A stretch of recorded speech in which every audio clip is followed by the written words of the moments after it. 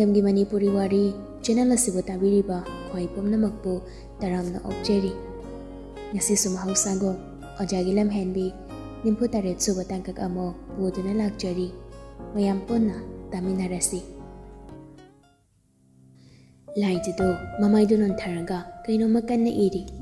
punsibana nakanduda sayunbagi lairik tagli ahamduna leiriba maongda ubada ranbirdo makokduda punsiba bulana khanba sukam ngamdre machinna develop soli ida nangse aigi marup asengmani ko machinna develop soladuna ahumdugi manakta jangsilaknaga kashum khanda basaraga ida suggestion pure haidene punsibado sayonbada lairik taglambado job lebladuna mamaidu yen khalaklaga rumda lehogani Ranbir do pari banon bugdo lai jigi mamang doda fat thamna duna bema se ras na pirok bani Ranbir gi wadu dabada punsi bado lai jida phirap yeng lai ji shu punsi bada hai fit eng la duna Ranbir da mong on silaga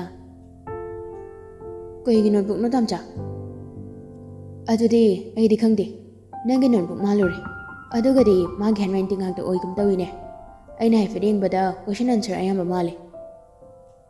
Punsibado mamaidu non thaki lai jasho notebook to pai gadabo giri maralai jidaba notebook to da munning dun leiri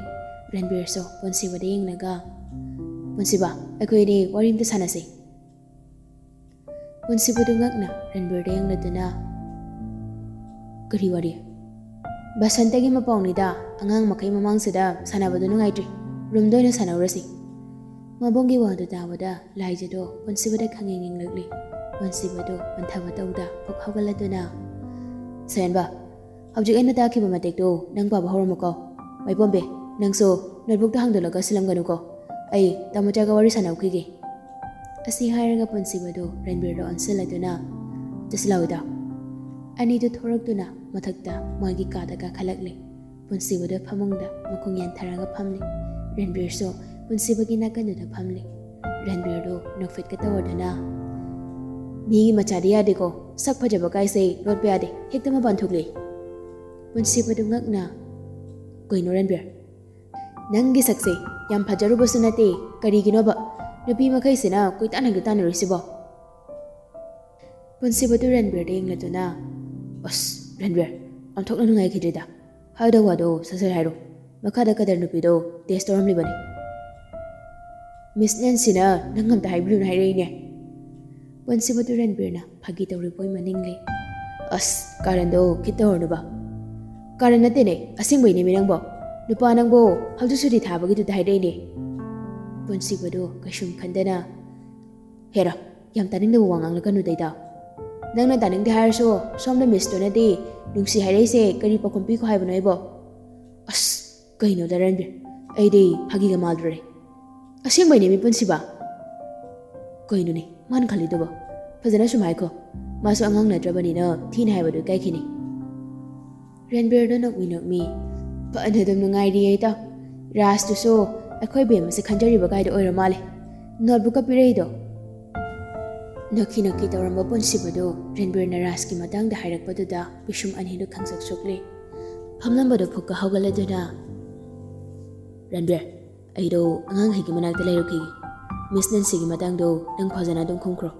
ayam haina deko atui pido asi haram naga Punsibado yam thuna thoki Ranbir shino kino kilawrakle oh hai suggestion duna kadai da thamlami no Punsibado chana double mathak tu da sum lehogone asi haram duna Punsibado yam thuna stair to kum tharak duna lai jo hainge lai rikpa phamlam du da changlakle chair do da ngek famla duna sainba nangak sanawro chalo Sayan mada fak hawgalaga harau chen thokri Punsiba su thonglam da haifet eng laduna hawjagi notebook today lai jedo Punsiba da kiruk eng laduna ai gi bag da Punsiba bag to shat hang tuk laduna notebook to lok thok laga notebook sei hang tuk laga yang khraba lai jedo yeng de haiba ko makok to fat hairakli Punsiba su notebook to hang tuk laduna nangna kem da haida bidara ras na notebook pir aise hai di damja nahanong mamana shinbira ki haiki bani kari shinbira ki hairiba ꯀꯩꯅꯣ ꯅꯤꯡꯗꯥꯝꯆꯥ ꯑꯩꯅ ꯅꯥꯔꯤꯉꯩꯗ ꯄꯤꯊꯣꯛꯄ ꯀꯣꯏꯁꯟ ꯑꯟꯁꯔꯗꯣ subject ꯈꯨꯗꯤꯡꯒꯤ ꯁꯤꯜꯂꯒ ꯄꯤꯕꯤꯔꯛꯀꯦꯅ ꯍꯥꯏꯈꯤꯕꯅꯤ ꯄꯨꯟꯁꯤꯕꯗꯨ ꯅꯣꯠꯕꯨꯛꯇꯨ ꯁꯠ ꯈꯣꯝꯖꯤꯜꯂꯗꯨꯅ ꯃꯇꯨꯡꯗ ꯀ꯭ꯂꯥꯁꯀ ꯋꯥꯔꯤ ꯁꯥꯟꯅꯕ ꯌꯥꯔꯣꯏ ꯑꯗꯨꯒ ꯁꯤꯒꯤ ꯅꯣꯠꯕꯨꯛꯁꯤꯁꯨ ꯍꯌꯦꯡ ꯄꯨꯊꯣꯛꯀꯣ ꯅꯪꯒꯤ ꯑꯋꯥꯠꯄ ꯈꯨꯗꯤꯡ ꯂꯣꯏꯅ ꯑꯩꯅ ꯁꯦꯝꯒꯅꯤ ꯋꯥꯍꯩꯁꯤ ꯍꯥꯏꯔꯝꯂꯒ ꯄꯨꯟꯁꯤꯕꯗꯨ ꯄꯨꯛ ꯍꯧꯒꯠꯂꯒ ꯁꯥꯎꯅ ꯊꯣꯛꯈ꯭ꯔꯦ ꯂꯥꯏꯖꯁꯨ ꯊꯣꯛꯈ꯭ꯔꯤꯕ ꯄꯨꯟꯁꯤꯕꯗ ꯌꯦꯡꯂꯗꯨꯅ ꯅꯨꯡꯁꯤꯕꯅ ꯂꯣꯏꯔꯦꯗ ꯃꯣꯏ ꯑꯣꯖꯥꯁꯦ ꯖꯦꯂꯁ ꯀꯀꯥꯒꯗꯤ ꯍꯥꯏꯀꯥꯟꯗꯦ ꯊꯤ ꯅꯩꯔꯦ ꯑꯁꯨꯝꯅ ꯅꯣꯡ ꯅꯤꯅꯤ ꯍꯧꯖꯤꯟꯈ꯭ꯔꯦ ꯃꯌꯥꯝꯕꯒꯤ ꯌꯥꯊꯪ ꯃꯇꯨꯡ ꯏꯟꯅ ꯑꯍꯦꯟꯕꯗꯣ ꯃꯤꯒꯤ ꯁ꯭ꯀꯨꯜꯗ ꯆꯠꯂꯒ ꯀꯣꯏꯁꯟ ꯈꯔ ꯈꯣꯝꯃꯨꯔꯒ ꯊꯤꯟꯕ ꯂꯥꯛꯂꯤ ꯒꯥꯔꯤꯗꯣ ꯔꯟꯕꯤꯔ ꯍꯣꯏꯒꯤ ꯒꯦꯠꯇꯨ ꯍꯦꯛ ꯊꯧꯖꯤꯟꯕꯒ ꯑꯦꯟꯖꯦꯜꯗꯣ ꯁꯅꯥꯕꯨꯟ ꯑꯃ ꯄꯥꯏꯔꯗꯨꯅ ꯍꯥꯊꯨ ꯍꯥꯊꯨ ꯊꯣꯛꯂꯛꯂꯤ ꯑꯍꯦꯟꯕꯁꯨ ꯒꯥꯔꯤꯗꯣ ꯈꯪꯈꯝ ꯈꯝꯂꯒ ꯁꯠ ꯀꯨꯝꯊꯔꯛꯇꯨꯅ ꯑꯔꯤꯕꯤ ꯑꯥꯏ ꯂꯚ ꯌꯨ ꯑꯦꯟꯖꯦꯜꯗꯣ ꯆꯞ ꯂꯦꯞꯂꯒ ꯑꯍꯦꯟꯕꯗ ꯃꯃꯤꯠꯇꯨ ꯈꯥꯅ ꯌꯦꯡꯂꯛꯂꯤ ꯑꯍꯦꯟꯕꯁꯨ ꯃꯥꯅ ꯉꯝꯅꯕ ꯃꯑꯣꯡꯗ ꯃꯈꯥ ꯇꯥꯔꯛꯂꯤ ꯅꯃꯤꯠꯇꯨ ꯐꯩꯅ ꯌꯦꯡꯂꯛꯀꯅꯨ ꯑꯔꯤꯕꯤ ꯀꯔꯤꯒꯨꯝꯕ ꯅꯪꯅ ꯉꯁꯤ ꯍꯦꯛ ꯌꯥꯗ꯭ꯔꯕꯁꯨꯅꯦ ꯇꯨ ꯑꯁꯤꯗ ꯒꯥꯔꯤꯒꯤ ꯁꯤꯠ ꯃꯊꯛꯁꯤꯗ ꯂꯩꯔꯤꯕ ꯍꯨ ꯂꯤꯛꯂꯤꯁꯦ ꯎꯔꯦꯗꯅ ꯑꯁꯤ ꯊꯛꯂꯒ ꯅꯃꯥꯡꯗ ꯁꯤꯗꯧꯔꯤꯕꯅꯤ ꯑꯩ ꯁꯅꯥꯃꯍꯤꯗ ꯋꯥꯁꯛꯂꯝꯃꯒ ꯂꯥꯛꯑꯕꯅꯤ ꯑꯩ ꯅꯪꯕꯨ ꯅꯨꯡꯁꯤ ꯑꯍꯦꯟꯕꯒꯤ ꯋꯥꯗꯨ ꯇꯥꯕꯗ ꯑꯦꯟꯖꯦꯜꯗꯣ ꯃꯀꯣꯛꯇ ꯍꯥꯏꯐꯦꯠ ꯆꯦꯞꯊꯔꯒ ꯁꯤꯠꯇꯨꯗ ꯌꯦꯡꯂꯤ ꯑꯍꯦꯟꯕꯅ ꯍꯥꯏꯔꯤꯗꯣ ꯑꯦꯟꯖꯦꯜꯒꯤ ꯋꯥꯈꯜꯗꯗꯤ ꯃꯥꯒꯤ ꯀꯔꯟꯗꯣ ꯃꯥꯜꯂꯨꯕꯅꯤ ꯑꯗꯨꯕꯨ ꯑꯁꯦꯡꯕꯩꯁꯨ ꯁꯤꯠ ꯃꯊꯛꯇ ꯌꯥꯎꯔꯒ ꯂꯩꯔꯝꯕꯗꯨꯗ ꯃꯃꯤꯠꯇꯨ ꯈꯪꯂꯥꯎ ꯊꯣꯔꯛꯂꯗꯨꯅ ꯆꯠꯊꯣꯛꯑꯦ ꯑꯉꯥꯡꯅ ꯗꯞꯀ ꯇꯧꯔꯗꯅ ꯅꯁꯛꯇ ꯌꯦꯡꯗꯦꯅꯦ ꯑꯦꯟꯖꯦꯜꯅ ꯈꯣꯟꯗꯣ ꯀꯟꯈꯠꯅ ꯍꯥꯏꯔꯛꯄꯗꯨꯗ ꯑꯍꯦꯟꯕꯁꯨ ꯃꯈ꯭ꯋꯥꯡꯒꯗꯣ ꯃꯦꯠꯂꯗꯨꯅ ꯗꯞꯀꯤ ꯋꯥ ꯅꯠꯇꯦꯗ ꯁꯠ ꯍꯥꯏꯔꯣ ꯑꯔꯤꯕꯤ ꯑꯩꯒꯤꯁꯦ ꯗꯞ ꯇꯧꯕ ꯃꯥꯜꯂꯦ ꯍꯧꯖꯤꯛ ꯍꯨꯁꯤ ꯊꯛꯎꯔ ꯅꯪ ꯌꯦꯡꯕ ꯉꯝꯒꯗ꯭ꯔꯣ ꯑꯦꯟꯖꯦꯜꯗꯣ ꯀꯩꯝ ꯊꯧꯁꯥꯗꯅ ꯃꯆꯤꯟꯒꯗꯣ ꯐꯣꯏꯊꯣꯛꯂꯗꯨꯅ ꯅꯄꯨꯟꯁꯤꯗꯣ ꯀꯔꯟꯗ ꯇꯧꯔꯒ ꯂꯩꯕ ꯅꯪꯒꯤ ꯋꯥꯗ ꯆꯠꯄꯤꯒꯗꯕ ꯑꯦꯟꯖꯦꯜ ꯅꯠꯇꯦ ꯅꯪꯅ ꯍꯨ ꯊꯛꯀꯅꯤ ꯍꯥꯏꯔꯒ ꯑꯩꯅ ꯍꯦꯛꯇ ꯌꯥꯔꯗ꯭ꯔꯣ ꯑꯩꯒꯤꯁꯨ ꯅꯨꯡꯁꯤꯅꯕ ꯂꯩꯖꯩ ꯌꯥꯔꯦ ꯆꯠꯂꯣ ꯅꯁꯛꯇ ꯌꯦꯡꯅꯤꯡꯗꯦ ꯑꯍꯦꯟꯕꯁꯨ ꯃꯥꯅ ꯌꯥꯝ ꯆꯨꯝꯃꯒ ꯁꯥꯟꯗꯅ ꯈꯨꯝꯂꯛꯂꯤ ꯅꯪꯒꯤꯗꯔꯣ ꯅꯨꯡꯁꯤꯅꯕ ꯂꯩꯔꯤꯁꯤꯕꯣ ꯑꯩꯒꯤꯁꯨ ꯃꯌꯥꯝ ꯂꯩꯅ ꯊꯃꯣꯏꯅ ꯈꯣꯏꯗꯥꯕ ꯍꯥꯏꯕ ꯑꯃꯁꯨ ꯂꯩꯕꯅꯤ ꯑꯩꯅ ꯀꯣꯏꯔꯤꯕ ꯅꯨꯄꯤ ꯃꯌꯥꯝꯗꯣ ꯍꯨꯟꯗꯣꯛꯂꯝꯂꯒ ꯅꯪꯒꯤ ꯅꯅꯥꯛꯇꯝꯅ ꯍꯨ ꯂꯤꯛꯂꯤꯁꯦ ꯄꯥꯏꯔꯒ ꯂꯥꯛꯏꯁꯦ ꯅꯪꯕꯨ ꯊꯃꯣꯏ ꯁꯦꯡꯅ ꯅꯨꯡꯁꯤꯕꯒꯤ ꯋꯥꯈꯜ ꯃꯨꯟꯅ ꯈꯜꯂꯨꯗ ꯑꯁꯨꯛ ꯌꯥꯝ ꯊꯃꯣꯏ ꯁꯦꯡꯅ ꯅꯨꯡꯁꯤ ꯍꯥꯏꯕꯁꯤꯗ ꯌꯥꯗ꯭ꯔꯗꯤ ꯑꯩꯗꯤ ꯍꯥꯏꯔꯤꯁꯤꯅꯤ ꯍꯨ ꯊꯛꯂꯒ ꯁꯤꯗꯧꯔꯤꯕꯅꯤ ꯑꯦꯟꯖꯦꯜꯗꯣ ꯁꯨꯝ ꯉꯥꯡꯂꯝꯕꯗꯒꯤ ꯑꯍꯦꯟꯕꯒꯤ ꯃꯇꯧꯗꯨꯗ ꯀꯤꯕꯁꯨ ꯐꯥꯎꯔꯛꯄꯒꯨꯝ ꯇꯧꯔꯦ ꯃꯃꯤꯠꯇꯨ ꯏꯊꯛ ꯊꯛꯅ ꯑꯍꯦꯟꯕꯗ ꯑꯃꯨꯛ ꯌꯦꯡ ꯍꯨ ꯂꯤꯛꯂꯤꯗꯨꯗ ꯑꯃꯨꯛ ꯌꯦꯡ ꯃꯨꯟꯅ ꯌꯦꯡꯂꯗꯨꯅ ꯑꯁꯦꯡꯕ ꯑꯣꯏꯔ ꯖꯥꯠꯂ ꯍꯥꯏꯅ ꯃꯃꯤꯡꯗꯨ ꯌꯦꯡꯂꯤ ꯃꯆꯤꯟꯗ ꯇꯞꯂꯞ ꯁꯣꯟꯈꯤꯕꯗꯨ ꯈꯪꯍꯧꯗꯦ ꯒ꯭ꯂꯤꯁꯔꯤꯟ ꯑꯍꯦꯟꯕꯁꯨ ꯑꯦꯟꯖꯦꯜꯒꯤ ꯃꯥꯏꯊꯣꯡꯗꯨꯗ ꯌꯦꯡꯂꯗꯨꯅ ꯑꯃꯨꯛꯀ ꯁꯥꯏꯖꯤꯜꯂꯛꯂꯤ ꯅꯪ ꯑꯩꯅ ꯍꯥꯏꯕꯁꯤ ꯌꯥꯗ꯭ꯔꯕ ꯅꯠꯇ꯭ꯔꯣ ꯐꯔꯦ ꯑꯗꯨꯗꯤ ꯑꯩꯗꯤ ꯏꯊꯟꯗꯁꯨ ꯄꯣꯛꯏ ꯑꯗꯨꯒ ꯍꯥꯏꯗꯣꯛꯈꯤꯕ ꯋꯥꯁꯨ ꯉꯥꯡꯅ ꯆꯠꯄ ꯃꯤꯅꯤ ꯅꯪꯅ ꯌꯥꯗ꯭ꯔꯕꯅꯤꯅ ꯑꯩ ꯅꯪꯒꯤ ꯅꯃꯥꯡꯁꯤꯗ ꯊꯛꯇꯗꯤ ꯇꯣꯛꯂꯣꯏ ꯅꯪ ꯅꯃꯤꯠꯇꯨ ꯆꯣꯏꯊꯣꯛꯇꯕꯤꯗ ꯑꯗꯨꯝ ꯌꯦꯡꯉꯨꯀꯣ ꯈꯣꯡꯐꯝ ꯂꯦꯡꯕ ꯌꯥꯔꯣꯏ ꯑꯁꯤ ꯍꯥꯏꯔꯒ ꯑꯍꯦꯟꯕꯗꯣ ꯒꯥꯔꯤꯒꯤ ꯊꯣꯡꯗꯣ ꯁꯠ ꯍꯥꯡꯗꯣꯛꯂꯒ ꯒ꯭ꯂꯤꯁꯔꯤꯟ ꯂꯤꯛꯂꯤꯗꯨ ꯄꯥꯏꯔꯒ ꯊꯣꯡꯗꯨ ꯒꯝ ꯊꯤꯡꯖꯤꯜꯂꯒ ꯑꯦꯟꯖꯦꯜꯒꯤ ꯃꯃꯥꯏ ꯃꯄꯥꯗꯨꯗ ꯊꯝꯂꯗꯨꯅ ꯁꯤ ꯐꯒꯦꯔꯥ ꯑꯃꯨꯛꯇꯪ ꯊꯛꯄꯗ ꯑꯗꯨꯝ ꯇꯠꯂꯗꯧꯅꯤ ꯑꯩ ꯍꯧꯖꯤꯛ ꯅꯪꯒꯤ ꯅꯃꯥꯡꯗ ꯁꯤꯒꯦꯀꯣ ꯃꯤꯅꯨꯡꯁꯤ ꯈꯪꯗꯕꯤ ꯅꯪ ꯅꯃꯤꯠꯇꯨ ꯄꯦꯟꯅ ꯌꯦꯡꯉꯨꯀꯣ ꯑꯁꯤ ꯍꯥꯏꯔꯒ ꯑꯍꯦꯟꯕꯗꯣ ꯒ꯭ꯂꯤꯁꯔꯤꯟ ꯂꯤꯛꯂꯤꯗꯨ ꯃꯀꯨꯝ ꯍꯥꯡꯗꯣꯛꯅꯕ ꯇꯧꯁꯤꯅꯤ ꯑꯦꯟꯖꯦꯜꯁꯨ ꯑꯍꯦꯟꯕꯒꯤ ꯃꯇꯧꯗꯨꯗ ꯊꯛꯇ ꯊꯛꯂꯗꯕꯣꯏ ꯈꯟꯗꯨꯅ ꯃꯃꯤꯠꯇꯨ ꯂꯥꯎꯊꯣꯔꯛꯂꯒ ꯌꯥꯝ ꯄꯥꯈꯠꯅ ꯃꯈꯨꯠꯇ ꯄꯥꯏꯔꯤꯕ ꯁꯅꯥꯕꯨꯟꯗꯣ ꯃꯈꯥꯗ ꯈꯪꯊꯥ ꯊꯥꯗꯔꯒ ꯆꯤꯟꯁꯤꯜꯂꯛꯇꯨꯅ ꯑꯍꯦꯟꯕꯒꯤ ꯃꯈꯨꯠꯇꯨꯗ ꯄꯥꯏꯗꯨꯅ ꯀꯩꯅꯣ ꯍꯦꯟꯕ ꯅꯪ ꯇꯧꯔꯤꯁꯤꯕꯣ ꯉꯥꯎꯔꯕꯣ ꯅꯪꯕꯣ ꯑꯍꯦꯟꯕꯗꯨ ꯌꯥꯝ ꯁꯥꯎꯕꯒ ꯁꯥꯗꯨꯅ ꯉꯥꯎꯔꯦ ꯑꯩ ꯅꯪꯒꯤ ꯋꯥꯈꯜꯗ ꯉꯥꯎꯔꯦ ꯅꯪꯕꯨ ꯅꯨꯡꯁꯤꯕꯒꯤ ꯑꯩ ꯁꯤꯈ꯭ꯔꯒꯦ ꯅꯪ ꯄꯦꯜꯂꯀꯣ ꯑꯦꯟꯖꯦꯜꯁꯨ ꯃꯆꯤꯟꯗꯨ ꯄꯤꯔꯤ ꯄꯤꯔꯤꯒ ꯇꯧꯗꯨꯅ ꯑꯁ ꯍꯦꯟꯕ ꯊꯥꯗꯣꯛ ꯍꯥꯏꯕꯅꯦ ꯁꯔ ꯍꯣꯏ ꯇꯥꯃꯣꯆꯥ ꯍꯣꯏ ꯊꯣꯔꯛꯂꯒ ꯌꯥꯝ ꯐꯖꯗ꯭ꯔꯦ ꯅꯪꯅ ꯄꯥꯏꯔꯤꯁꯤ ꯊꯥꯗꯣꯛ ꯍꯥꯏꯕ ꯑꯗꯨꯗꯤ ꯅꯪ ꯑꯩꯕꯨ ꯅꯨꯡꯁꯤ ꯍꯥꯏꯌꯨ ꯑꯦꯟꯖꯦꯜꯗꯨ ꯌꯥꯝ ꯄꯥꯈꯠꯅ ꯃꯃꯤꯠꯇꯨ ꯇ꯭ꯔꯒ ꯈꯞꯂꯗꯨꯅ ꯃꯁꯥꯗꯨ ꯏꯊꯛ ꯊꯛꯅ ꯈꯨꯝꯂꯛꯂꯤ ꯍꯣꯏꯕ ꯁꯤ ꯊꯥꯗꯣꯛ ꯍꯥꯏꯕ ꯍꯦꯟꯕ ꯅꯪ ꯑꯗꯨꯃꯥꯏꯅ ꯇꯧꯅꯨꯃꯦ ꯑꯍꯦꯟꯕꯗꯣ ꯑꯦꯟꯖꯦꯜꯒꯤ ꯃꯇꯧꯗꯨꯗ ꯅꯣꯛꯅꯤꯡꯕꯗꯤ ꯂꯣꯏꯔꯕꯅꯤ ꯑꯗꯨꯕꯨ ꯈꯪꯖꯤꯜꯂꯗꯨꯅ ꯑꯦꯟꯖꯦꯜꯒꯤ ꯃꯈꯨꯠꯇꯨ ꯈꯪꯀꯟ ꯀꯟꯊꯣꯛꯂꯒ ꯒꯥꯔꯤꯒꯤ ꯊꯣꯡꯗꯣ ꯍꯥꯡꯗꯣꯛꯂꯒ ꯃꯥꯅ ꯄꯥꯏꯔꯤꯕ ꯒ꯭ꯂꯤꯁꯔꯤꯟ ꯂꯤꯛꯂꯤꯗꯨ ꯁꯤꯠ ꯃꯊꯛꯇꯨꯗ ꯊꯝꯂꯒ ꯃꯃꯥꯏꯗꯨ ꯁꯠ ꯂꯩꯊꯣꯔꯛꯂꯒ ꯑꯦꯟꯖꯦꯜꯒꯤ ꯃꯈꯨꯠ ꯌꯦꯠꯀꯤ ꯈꯨꯗꯥꯡꯗꯣ ꯁꯠ ꯄꯥꯏꯈꯠꯂꯗꯨꯅ ꯅꯪ ꯇꯁꯦꯡꯅ ꯑꯩꯅ ꯅꯨꯡꯁꯤ ꯍꯥꯏꯕꯁꯦ ꯌꯥꯔꯦꯀꯣ? ꯑꯦꯟꯖꯦꯜꯗꯣ ꯃꯁꯥꯗ ꯏꯄꯥ ꯄꯥꯈꯠꯅ ꯃꯉꯛꯀꯗꯨ ꯅꯣꯝꯂꯗꯨꯅ ꯑꯍꯦꯟꯕꯗꯣ ꯃꯥꯒꯤ ꯐꯣꯟꯗꯣ ꯁꯠ ꯂꯧꯊꯣꯔꯛꯂꯒ ꯑꯣꯀꯦ ꯑꯗꯨꯗꯤ ꯅꯝꯕꯔ ꯍꯥꯏꯔꯣ꯫ ꯑꯦꯟꯖꯦꯜꯁꯨ ꯀꯤꯔꯨꯞ ꯌꯦꯡꯂꯗꯨꯅ ꯃꯥꯒꯤ ꯅꯝꯕꯔꯗꯣ ꯁꯦꯔꯥꯟ ꯇꯨꯔꯥꯟ ꯍꯥꯏꯔꯛꯂꯤ꯫ ꯑꯍꯦꯟꯕꯗꯣ ꯑꯦꯟꯖꯦꯜꯗ ꯃꯃꯤꯠꯇꯨ ꯁꯨꯛꯂꯞ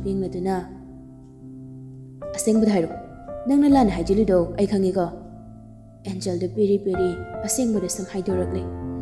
Ahen mana ngamli haibagum nokfit tawraga call tawshin. Angel ki number do chumna mali ring chat paduda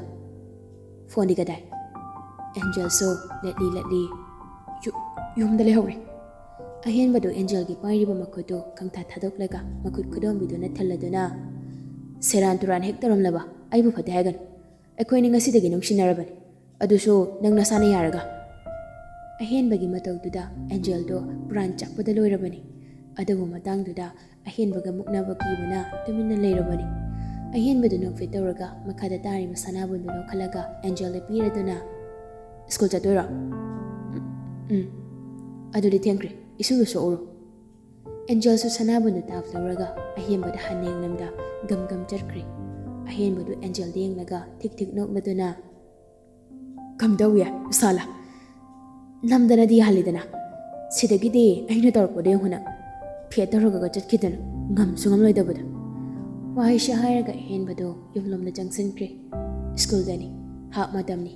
Nancy do Renberg room da lagli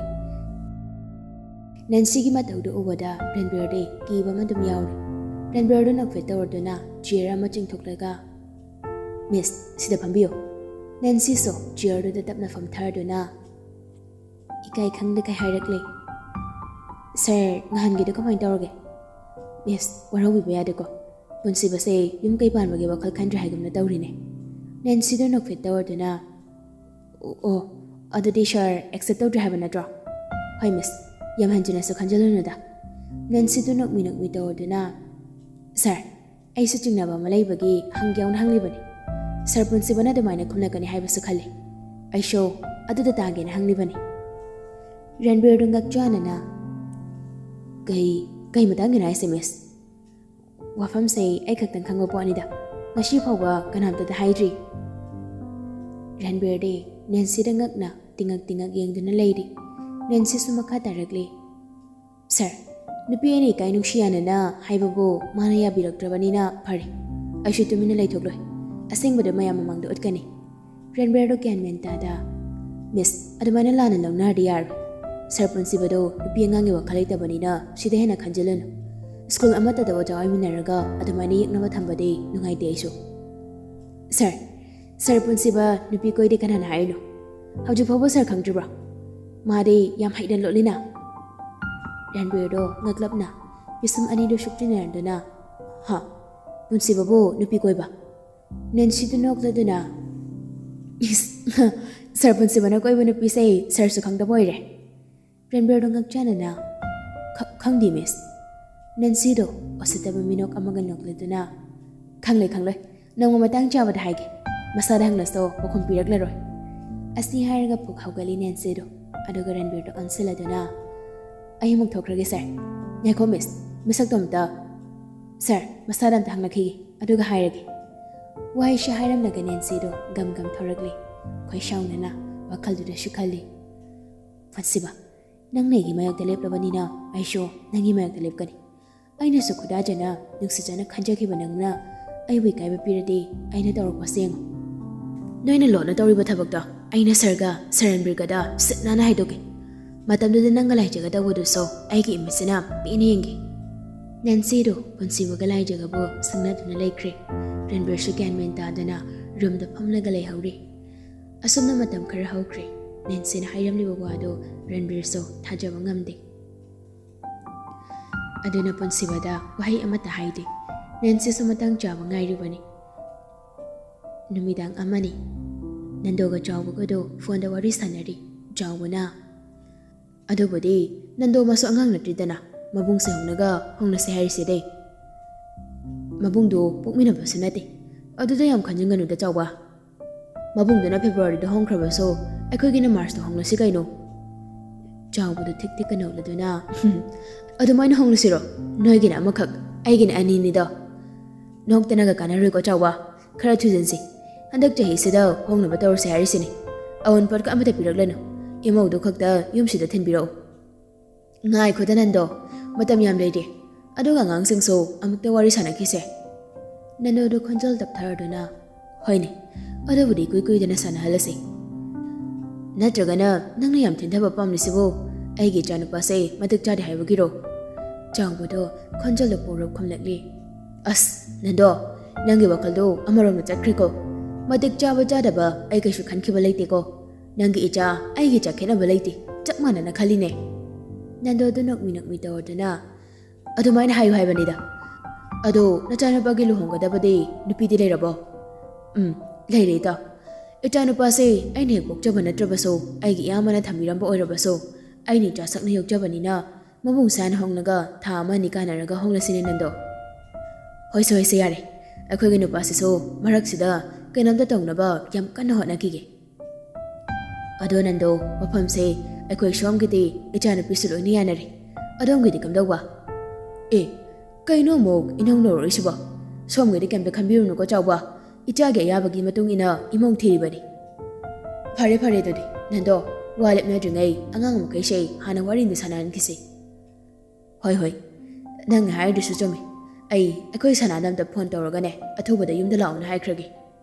ꯍꯣꯏ, ꯍꯥꯏꯈ꯭ꯔꯣꯀꯣ꯫ ꯑꯗꯨꯗꯤ ꯑꯩꯁꯨ ꯊꯝꯂꯒꯦ꯫ ꯍꯣꯏ, ꯊꯝꯃꯣ꯫ ꯑꯁꯨꯝꯅ ꯐꯣꯟ ꯊꯝꯂꯛꯈ꯭ꯔꯕ ꯃꯇꯨꯡ ꯅꯟꯗꯣꯁꯨ ꯄꯟꯊꯕ ꯇꯧꯗ ꯄꯨꯟꯁꯤꯕꯗ ꯀꯣꯜ ꯇꯧꯔꯤ꯫ ꯑꯁꯨꯝꯅ ꯅꯣꯡ ꯅꯤꯅꯤꯗꯤ ꯍꯧꯈ꯭ꯔꯦ꯫ ꯂꯥꯏꯖꯗꯣ ꯁ꯭ꯀꯨꯜ ꯍꯜꯂꯛꯄꯒꯤ ꯂꯝꯕꯤꯗꯅꯤ꯫ ꯅꯦꯟꯁꯤꯁꯨ ꯒꯥꯔꯤꯗꯣ ꯌꯥꯡꯂꯞ ꯊꯧꯔꯒ ꯑꯇꯝꯅꯅ ꯂꯥꯏꯖꯕꯨ ꯇꯥꯟꯅꯔꯛꯂꯤ꯫ ꯂꯥꯏꯖꯒꯤ ꯃꯅꯥꯛ ꯌꯧꯕꯒ ꯂꯥꯏꯖꯒꯤ ꯃꯃꯥꯡꯗꯨꯗ ꯒꯥꯔꯤꯗꯣ ꯁꯠ ꯈꯥꯝꯂꯤ꯫ ꯂꯥꯏꯖꯁꯨ ꯈꯪꯉꯦ꯫ ꯁꯥꯏꯀꯜꯗꯣ ꯈꯥꯝꯂꯗꯨꯅ ꯅꯦꯟꯁꯤꯗ ꯃꯃꯥꯏꯗꯣ ꯁꯠ ꯂꯩꯊꯣꯔꯛꯂꯒ ꯌꯦꯡꯂꯤ꯫ ꯂꯥꯏꯖꯥ, ꯅꯪꯁꯤ ꯂꯥꯎ꯫ ꯂꯥꯏꯖꯁꯨ ꯅꯦꯟꯁꯤꯒꯤ ꯃꯅꯥꯛꯇ ꯁꯥꯏꯀꯜꯗꯨ ꯏꯟꯁꯤꯜꯂꯗꯨꯅ ꯀꯩ ꯍꯥꯏꯒꯦ ꯃꯤꯁ? ꯅꯦꯟꯁꯤꯗꯨ ꯂꯥꯏꯖꯗ ꯑꯈꯥꯕ ꯃꯤꯠꯌꯦꯡ ꯑꯃꯒ ꯂꯣꯏꯅꯅ ꯌꯦꯡꯂꯗꯨꯅ ꯅꯪꯒ ꯁꯔ ꯄ꯭ꯔꯤꯟꯁꯤꯄꯜꯒ ꯂꯩꯅꯔꯤꯕ ꯃꯔꯤꯗꯣ ꯌꯥꯝ ꯊꯨꯅ ꯍꯟꯗꯣꯛꯅꯧ꯫ ꯂꯥꯏꯖꯗꯨ ꯈꯪꯉꯦ꯫ ꯃꯁꯥꯗꯣ ꯄꯥꯈꯠꯅ ꯅꯦꯟꯁꯤꯗ ꯌꯦꯡꯂꯗꯨꯅ ꯀꯔꯤ ꯃꯇꯥꯡꯒꯤꯅꯣ ꯍꯥꯏꯁꯦ ꯃꯤꯁ? ꯑꯗꯨꯛ ꯌꯥꯝꯅ ꯑꯉꯥꯡ ꯑꯣꯏꯔꯤꯕ ꯅꯪꯅ ꯅꯔꯦꯡ ꯅꯃꯥꯟꯅꯕꯁꯨ ꯅꯠꯇꯕ ꯑꯣꯖꯥꯗꯨꯗ ꯅꯕꯨꯡꯃꯛꯅꯤꯅ ꯈꯟꯒꯦ ꯍꯥꯏꯗ꯭ꯔꯒ ꯅꯨꯡꯁꯤꯅꯁꯦ ꯍꯥꯏꯕ ꯉꯝꯕ? ꯑꯗꯨꯒ ꯃꯌꯥꯝ ꯃꯃꯥꯡꯗꯅ ꯃꯕꯨꯡ ꯃꯆꯪꯒꯤ ꯃꯥꯏꯈꯨꯝ ꯎꯞꯂꯒ ꯃꯅꯨꯡꯗꯅ ꯅꯣꯏꯅ ꯇꯧꯔꯤꯕ ꯊꯕꯛꯇꯣ ꯌꯥꯝ ꯍꯦꯟꯃꯜꯂꯤ꯫ ꯑꯊꯨꯕ ꯃꯇꯝꯗ ꯂꯥꯞꯊꯣꯛꯅꯧ꯫ ꯅꯦꯟꯁꯤꯒꯤ ꯋꯥꯗꯨ ꯇꯥꯕꯗꯨꯗ ꯂꯥꯏꯖꯗꯣ ꯍꯨꯃꯥꯡ ꯑꯅꯞꯄꯤ ꯀꯥꯔꯤ꯫ ꯑꯗꯨꯕꯨ ꯃꯃꯥꯏꯗꯣ ꯅꯣꯟꯊꯔꯒ ꯇꯞꯂꯞ ꯈꯨꯝꯂꯛꯂꯤ꯫ ꯀꯩꯅꯣ ꯃꯤꯁꯅ ꯍꯥꯏꯔꯤꯁꯤꯕꯣ? ꯃꯤꯁꯅ ꯈꯜꯂꯤꯕ ꯋꯥꯈꯜꯗꯣ ꯑꯣꯟꯅꯔꯦ꯫ ꯏꯕꯨꯡꯒ ꯇꯤꯟꯅꯕꯅꯤ, ꯑꯗꯨꯒ ꯌꯨꯝ ꯑꯃꯠꯇꯁꯨ ꯂꯩꯃꯤꯟꯅꯔꯤꯕ ꯏꯕꯨꯡꯃꯛꯅꯤ ꯈꯜꯂꯤ꯫ ꯑꯗꯨ ꯅꯠꯇꯅ ꯑꯇꯩ ꯑꯇꯣꯞꯄ ꯋꯥꯈꯜ ꯑꯝꯇ ꯈꯟꯅꯗꯤꯌꯦ꯫ ꯁꯥꯔꯅꯁꯨ ꯃꯆꯦꯠ ꯑꯃꯒꯨꯝ ꯈꯜꯂꯤ꯫ ꯑꯗꯨꯅꯕꯨ ꯑꯩꯅꯁꯨ ꯗꯝꯆꯥ ꯀꯧꯔꯤꯅꯤ꯫ ꯅꯦꯟꯁꯤꯗꯣ ꯌꯥꯝ ꯎꯁꯤꯠꯇꯅ ꯅꯣꯛꯂꯗꯨꯅ ꯂꯥꯏꯖꯗ ꯗꯞꯀ ꯇꯧꯔꯛꯂꯤ꯫ ꯂꯥꯏꯖꯥ, ꯆꯤꯟ ꯑꯃ ꯄꯥꯜꯂꯤꯅꯅꯦ ꯄꯪꯉꯥꯡ ꯉꯥꯡꯒꯅꯨ꯫ ꯅꯪꯅ ꯇꯧꯗꯦ ꯍꯥꯏꯅ ꯆꯦꯜꯂꯁꯨ ꯌꯥꯔꯔꯣꯏ꯫ ꯅꯪꯅ ꯄꯨꯟꯁꯤꯕꯗ ꯄꯤꯈꯤꯕ ꯂꯦꯇꯔꯗꯣ ꯑꯩꯒꯤ ꯈꯨꯠꯇ ꯂꯩ꯫ ꯂꯦꯇꯔꯁꯦ ꯔꯟꯕꯤꯔꯒꯤ ꯈꯨꯠꯇ ꯌꯧꯗ꯭ꯔꯤꯉꯩꯗ ꯌꯥꯝ ꯊꯨꯅ ꯈꯣꯡꯐꯝꯗ ꯍꯟꯗꯣꯛ꯫ ꯅꯣꯏ ꯑꯅꯤꯈꯛꯀꯤꯗ ꯈꯟꯒꯅꯨꯅꯦ꯫ ꯁ꯭ꯀꯨꯜꯁꯤꯒꯤ ꯃꯥꯏꯁꯤꯁꯨ ꯌꯦꯡꯉꯨ꯫ ꯁꯥꯇ꯭ꯔꯒ ꯑꯣꯖꯥꯒ ꯀꯩꯗꯧꯅꯨꯡꯗ ꯂꯧꯅꯕ ꯌꯥꯔꯣꯏ꯫ ꯑꯩꯅ ꯐꯖꯅ ꯍꯥꯏꯔꯤꯉꯩꯁꯤꯗ ꯅꯪ ꯁꯔ ꯄꯨꯟꯁꯤꯕꯒ ꯂꯥꯞꯊꯣꯛꯅꯧ꯫ ꯑꯗꯨꯒ ꯑꯩꯅ ꯁꯨꯃꯥꯏꯅ ꯍꯥꯏꯕꯁꯤꯁꯨ ꯀꯅꯥꯝꯇꯗ ꯍꯥꯏꯗꯣꯛꯄ ꯌꯥꯔꯣꯏ꯫ ꯀꯔꯤꯒꯨꯝꯕ ꯅꯪꯅ ꯑꯉꯝ ꯇꯥꯟꯅꯔꯕ, ꯑꯩꯒꯤ ꯃꯥꯌꯣꯛꯇ ꯂꯦꯞꯂꯕ ꯑꯩꯕꯨ ꯐꯠꯇꯦ ꯍꯥꯏꯒꯅꯨ꯫ ꯋꯥꯍꯩꯁꯦ ꯍꯥꯏꯔꯝꯂꯒ ꯅꯦꯟꯁꯤꯗꯣ ꯒꯥꯔꯤꯗꯣ ꯁ꯭ꯄꯤꯗ ꯀꯟꯅ ꯊꯧꯔꯒ ꯆꯠꯈ꯭ꯔꯦ꯫ ꯂꯥꯏꯖꯗꯤ ꯃꯃꯤꯠ ꯑꯃ ꯄꯤꯔ ꯆꯦꯜꯂꯒ ꯂꯝꯕꯤ ꯅꯥꯀꯟꯗꯨꯗ ꯃꯪꯂꯒ ꯂꯦꯞꯂꯒ ꯂꯩꯍꯧꯔꯦ꯫ ꯉꯥꯏꯍꯥꯛ ꯇꯨꯃꯤꯟ ꯂꯦꯞꯂꯒ ꯌꯥꯝ ꯊꯨꯅ ꯌꯨꯝꯗ ꯍꯜꯂꯛꯂꯦ꯫ ꯁꯥꯏꯀꯜꯗꯨ ꯁꯨꯃꯥꯡꯗ ꯈꯥꯝꯂꯝꯂꯒ ꯏꯃꯨꯡꯗ ꯄ꯭ꯔꯞ ꯆꯦꯟꯁꯤꯜꯂꯤ꯫ ꯍꯥꯊꯨ ꯃꯥꯒꯤ ꯀꯥꯗ ꯆꯪꯂꯒ ꯁ꯭ꯀꯨꯜꯒꯤ ꯕꯦꯒꯇꯨ ꯐꯃꯨꯡꯗ ꯂꯪꯁꯤꯜꯂꯝꯂꯒ ꯃꯃꯥꯏꯗꯨ ꯁꯠꯂꯩ ꯊꯣꯔꯛꯂꯒ ꯔꯨꯝꯗꯒꯤ ꯆꯦꯟꯊꯣꯔꯛꯂꯤ꯫